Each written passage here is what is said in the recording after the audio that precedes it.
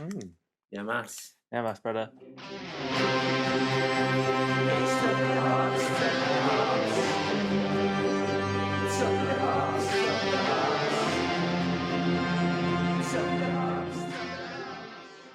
Ooh, fruity. Very fruity. Oh, I like that. Citrusy. Hello and welcome to the third episode of Top of the Hops, the show where the beer keeps on flowing and the Dutch courage keeps on growing. So much that I decided to rhyme. Good bars. My name is Stu, and with me across the room, looking very comfy on the sofa, is my good As friend always. Dan. Thank you, sir. How you doing? I'm good, thank you very much. Did you enjoy that toad in the hole we had earlier? I did. That's perfect toad in the hole dinner. My own recipe. Oh, I love toad in the hole. It's like a classic British dinner. It is. I think. Is it British? Is it French? Yeah, oh, it's very British. Toad in the hole. If it was French, it'd be called something fancy. Frog in the hole. I don't know. Frog's legs in your hole. It almost seems like it's a British dish to mug off the French. Do you know what I mean? It's like, we're going to put you in a hole. We can call it something fancy. Toad in the fucking hole.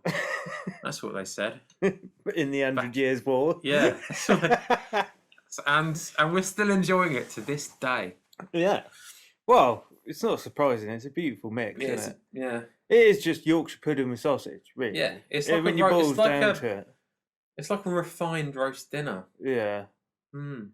Like it. With the onion gravy. Whoa, perfect.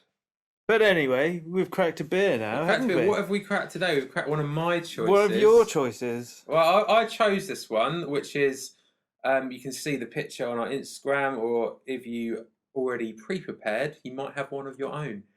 Crack it with us. The pictures go up before the pod is released for next week. If you want to get on the beers beforehand, just look at the Instagram, which is at top of the hops _pod. This beer is the Wild Beer Co. Pogo. Pogo, yes. So the Wild Beer Co. I've seen a few of these around, and I think the first time I saw one, there's one, I can't remember what it's called, but it's always in the shops, and it's a big bottle, and it's about £7.50 or something. Really? I've not seen that one. Yeah, it's ridiculous. It's in a bottle? Yeah. I've only ever seen Wild Beer Co. like in cans like this. Yeah. So most of the time, it's a red one. This is an orange one. It's an orange can, so it's a black can, very matte black, with a strikingly orange image of, is that a steer? A steer? Yeah, is it a steer? Like a deer? Or a stag? A male ram.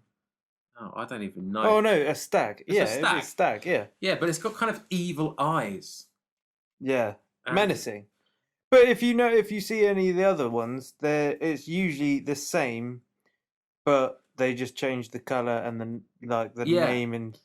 Yeah, I quite like the branding for that reason. It's always jet black, and there's what you're getting. Colour of this striking stag image, just looking right at you with its very menacing eyes. Yeah. So yeah, it's called Pogo, and on the description on the front, it says pale ale plus passion fruit plus orange plus guava. So the guava, I think, is that jumped out the shelf. I got this one. I think I might have had it before, but I'm not sure which one. I've had one of their beers before. It might be this one, and it jumped out at me. The orange is quite striking. It sort of jumped out from the other colours. There was a green one and a blue one. Well, the orange is striking to me from the brand point of view. Is that you rarely see it in orange. Yeah. You always see it in red, although I think there's a blue one as well. Yeah. And I think there's another one. That's another colour. Yeah, it's always the same, but it's just the colour changes and the little name changes, and that's it. Yeah, but I quite like that. They've got it's like repetition amongst. They don't change too much. I quite like that with a brand of lots of things where it's very uniform, but there's bold colours that differentiate the products. I like that. I like it's that. Simple. It's not the oldest. Yeah. It's the oldest Czech to. Yeah. It's like there's the red OXO cubes, there's the green OXO cubes. Yeah, you know what you're getting. It's it's the same brand, but it's a different product. I like that. Let's talk about the first sip. We've had a couple of sips now. I like it. It's light. It's very light. It tastes like. I don't actually know. Do you know what percentage you got there? It's not obviously displayed. 4.1. 4.1. Quite Again with the 1. Yeah. Did we have that last week? Or was it the week before? It was a 6.1 maybe. Yeah. Again, I think the one that was 6.1, that was the rooster. Yeah. Had the rooster. Oh, that was last week. Yeah. Yeah, with ballsy. The intense look of the rooster, and it kind of mirrored with this intense look of the stag. Yeah. And I wonder if this very menacing stag and that very intimidating rooster would have a staring contest, who would win? I'd say the stag. If you're unfamiliar with what we're talking about, head to our Instagram, which is @topofthehops_pod, and have a look at the 2 images and make your own mind up. Who's winning in this staring contest? Can you do, is it Instagram? You can do like a vote or something like that. Oh, yeah, I'll put it on the story. I'll put it on the story. Yeah. We'll sort that out. If I forget to do that, tweet us. @topofthehops_pod. Or send an email if you're old school. If you're old school, topofthehopspodcast@gmail.com. Or send a letter to somewhere. We're going to need to sort out that PO box so everyone can send us beer.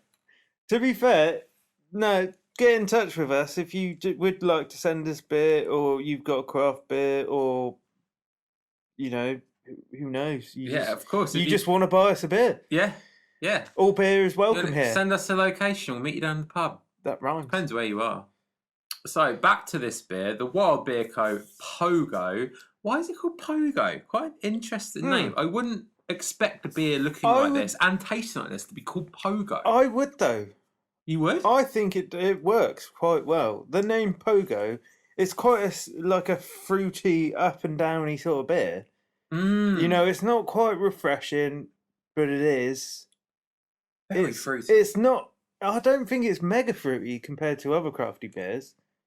Do you not? I'm getting a lot. Like, it's like juice. It's like umbongo. I think out of the so it says, like you said before, pale ale plus passion fruit plus orange plus guava.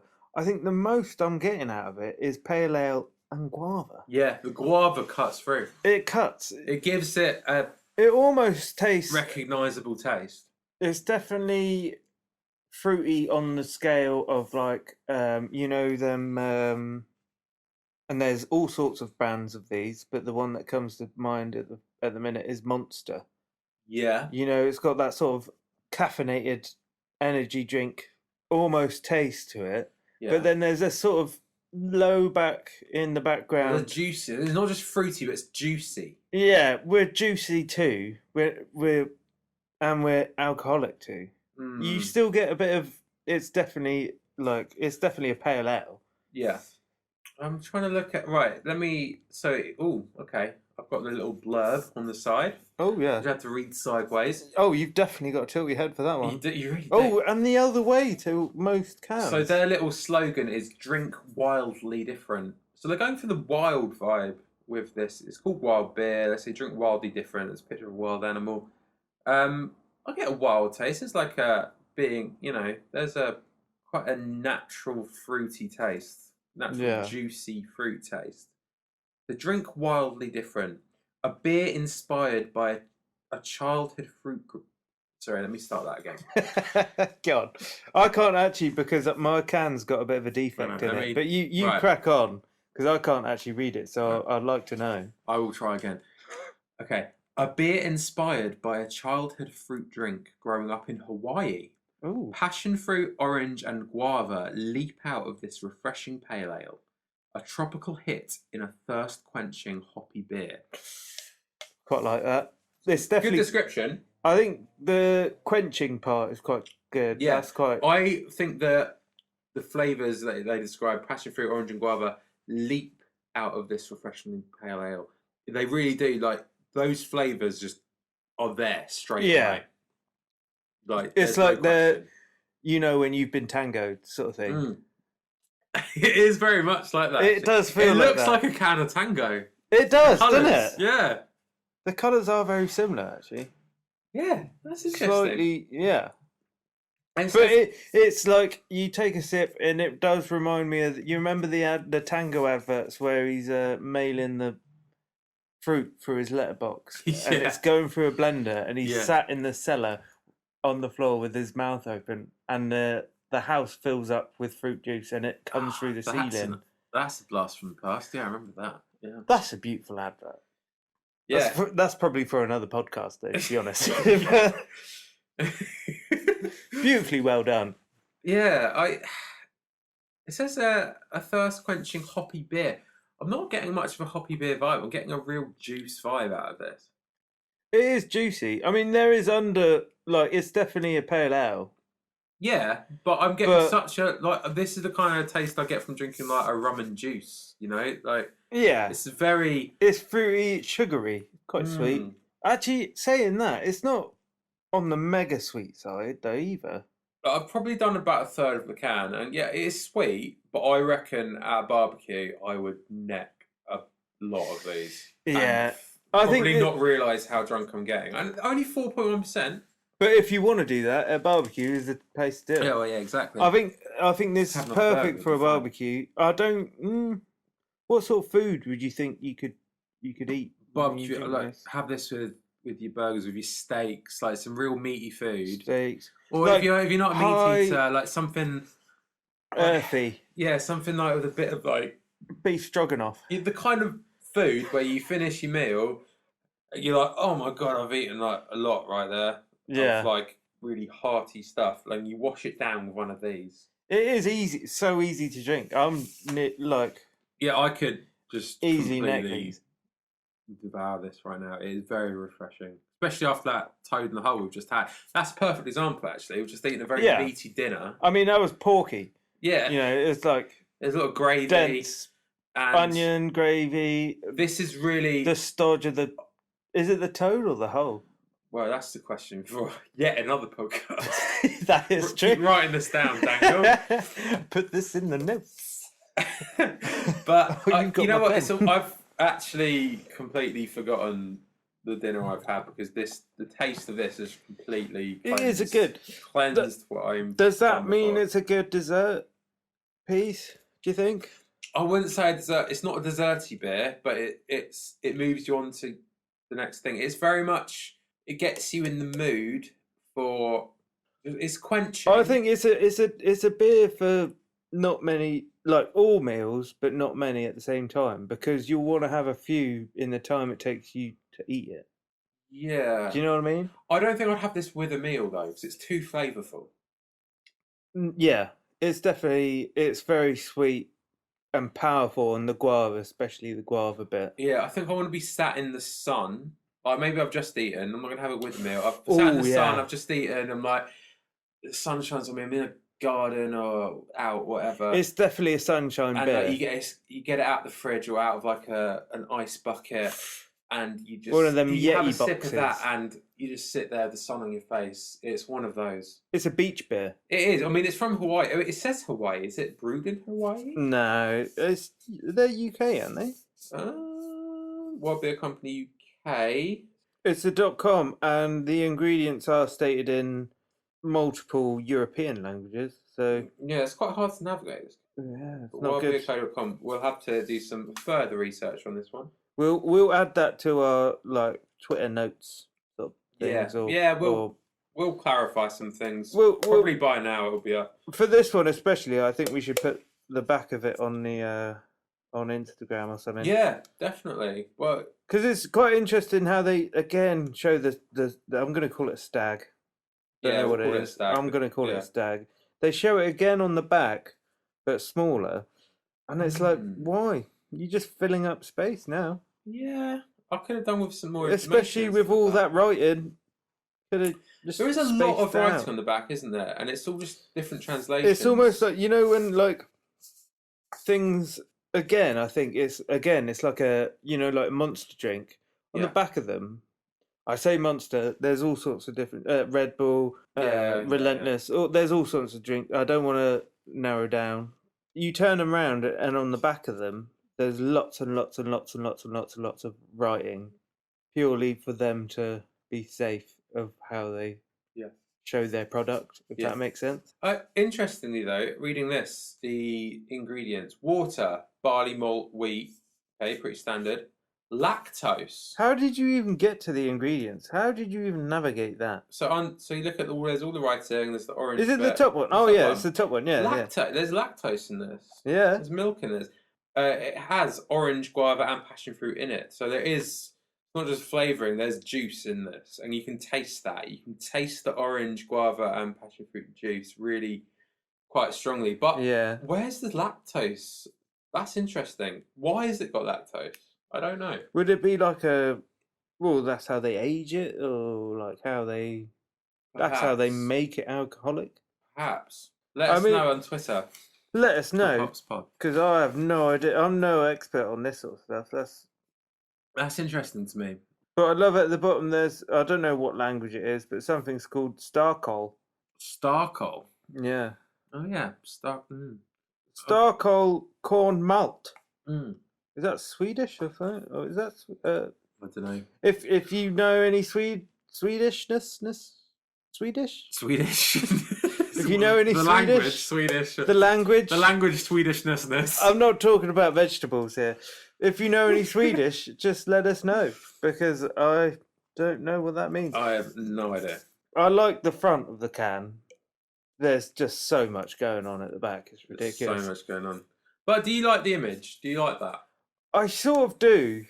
The more I look at it, I don't know. Yeah, it's... The stag, the more I look at the stag, there's like this... It's lacking a lot of detail. It's aggressive as well. It's not symmetrical. So if you've seen these in the shops, right? You recognise this. You've seen these in the shops, but you haven't bought one. No, I've never bought one yet. So why is that? Other things have looked better. So, with this stag that we're talking about, I look at it and go, especially when they're all next to each other, which is nice as well. All they've changed is colour and a bit of a name. Mm-hmm. And nothing's really brought me out, but also the middle antlers of the stag sort of annoy me a little bit, because they're very positively unsymmetrical. But you look at the other antlers; they're very unsymmetrical as well. Yeah, they're all right though, because they're further away from each other. Okay, yeah, no, I'm with you. Like, I mean, it's not like rules, but like it's just things that bug me a little bit when I look at things.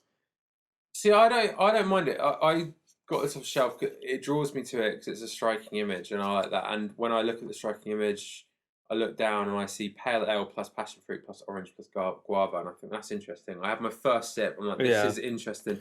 However, saying that, yeah, I do rate it. I love it. It's definitely a barbecue beer. It's definitely a beach beer. Yeah, and I feel I could do.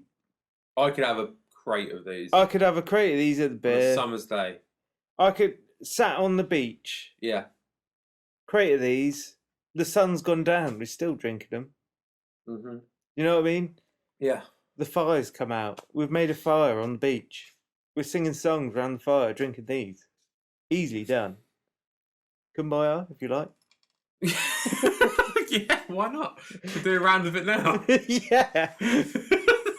Well, what's the other one that always comes out at beach like bonfires? Is what's the tune? Bob Marley tune. Ding, ding, ding, ding, ding, ding, ding, ding. We're getting copyright claims. Redemption song. Oh, pirates! Yeah, that's the one. Oh, pirates. Oh, pirates. We'll call it Old Pirates. Oh, pirates. But I think the fact you brought up music, Dan, means we should move on to what song you've chosen. We should. Because did you choose Redemption Song? No, I didn't actually. Okay, interesting. But it's surprising that maybe I should have done, because it sort of gives me that vibe from the taste. From the taste, not from the look, though, because we base the songs from the look of the beer. Pretty much, because if anybody listening in, you don't know, Stu will send me during the week. He'll send me a picture of the beer that I bought. So I think it was it Wednesday you sent me this? Yeah, probably. You bought it it was Wednesday. Yeah, Wednesday. He bought it Wednesday and sent me a picture of it, and I'd never tried it. I've never tasted it before, but just from the look of it, I picked a tune, and I don't know whether to say the song name or the artist, because either way, they're gonna guess the rest from the rest. if that makes sense. Just go for it then, really. I picked the safety dance. By? Men Without Hats. Interesting. Why did you choose that? I think it's just the name Pogo shot out to me. Right. And I heard, like, there's something that's stuck in my head whenever I see the word Pogo, which I don't often, is the guy, the lead singer of this band, he, in his younger days, got kicked out of a club for pogoing, which at the time was like a new dance move, which was like, I don't know, I wasn't around when that was happening, but it sounds like it was offensive to the people around at the time, and they weren't ready for it. And I quite like it. It's almost this beer. He was a maverick. It's They weren't quite. ready for him. It's almost this beer. It's quite offensive. If you're not ready for it, you're not ready for it. But if you're on a beach, you're having a good time. I would say. Would you say the pogo that was back in the 70s? I don't know. 80s? I think late 70s, early 80s. Someone, if you know, Twitter or email or send a letter. Yeah, tweet us in Top of the Hops. Give us a call. Give us a bell. Dan, what's your number? I'd love to have a call. No, I won't give my number. No. So, interestingly though, I reckon back in the late 70s when the pogo dance was considered offensive, I reckon the pogo beer would have been considered offensive. It would have been. In this country. It would have been, wouldn't it? You were down the pub in the 70s, they were like, oh, I'll have a pint of pale ale. Did they have pale ale in the 70s? I don't know. I'll have a pint of pale ale. And they gave you pale ale with passion fruit, orange and guava. If you give us a pint of your best bitter, and they gave you that, you'd kick up. Yeah, you'd be pogoing out the door.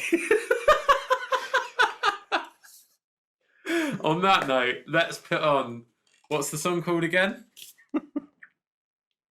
Excuse me, I was just drinking. The Safety Dance by Men Without Hats.